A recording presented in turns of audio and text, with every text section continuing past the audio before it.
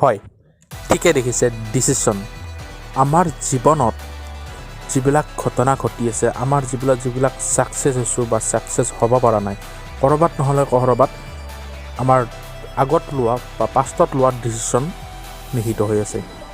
আমি বৰ্তমান যি পজিশ্যনত আছোঁ, সেই পজিশ্যনৰ কাৰণ হৈছে আমি পাষ্টত লোৱা ডিচিশ্যন, অতীতত লোৱা সিদ্ধান্ত।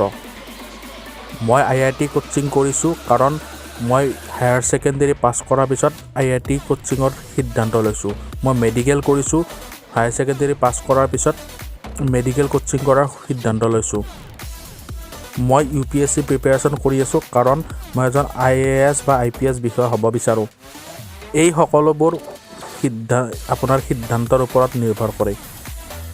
গতিকে সিদ্ধান্ত বা ডিচিশ্যন চাই চিতি ল'ব লাগে।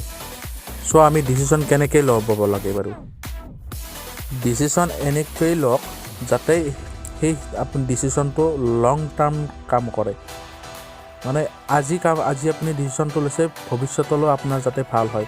বহুতৰে ক্ষেত্ৰত কি হয়, বহুতৰে কি কৰে, কিছুমান কেতিয়াবা যেতিয়া সমস্যাত পৰে, সেই সমস্যাটোৰ পৰা হাত সাৰিবলৈ যিকোনো এটা ডিচিশ্যন লয় আৰু ভৱিষ্যতলৈ গোটেই জীৱনটো কষ্টত ভুগি পৰে। গতিকে ডিচিশ্যন এনেকৈ লওক যাতে লাগে আপোনাৰ আজি আপুনি কষ্টত থাকক, যাতে সেই ডিচিশ্যনটোৰ পৰা আপোনাৰ ভৱিষ্যতে ভাল হয়। আৰু ডিচিশ্যন লোৱাৰ সময়ত কাৰো সহায় নল'ব, কাৰণ আপোনাৰ ভৱিষ্যত বেলেগৰ মতৰ ওপৰত নিৰ্ভৰ নকৰে। আপোনাৰ ভৱিষ্যত আপোনাৰ নিজৰ মতৰ ওপৰত নিৰ্ভৰ কৰিব। তেতিয়াহে আপুনি এজন সফল ব্যক্তি হ'ব পাৰিব।